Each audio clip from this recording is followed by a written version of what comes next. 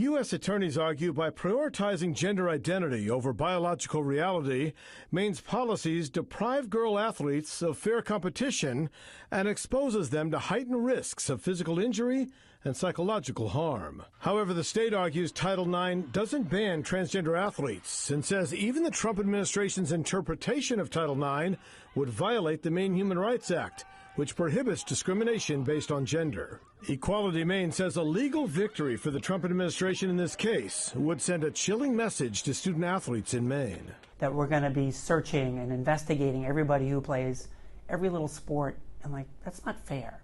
U.S. attorneys are also asking the Maine Principals Association, which oversees high school sports in Maine, to turn over every boys and girls roster from every sport, including names and schools for the last 2 years, along with all complaints, concerns, and reports MPA received regarding transgender participation in sports. The Maine Principals Association calls it a fishing expedition for private, privileged student information that is protected from disclosure. That's someone's private, personal information if they're LGBTQ or not. Kids should be able to play sports, all kids in school, and it's no one's business if someone's LGBTQ or not and they play a sport here in the state of Maine, and that includes the federal government. The Federal Health and Human Services Department determined Maine is guilty of violating Title IX and launched investigations into our public schools, the state education department, and the humane system.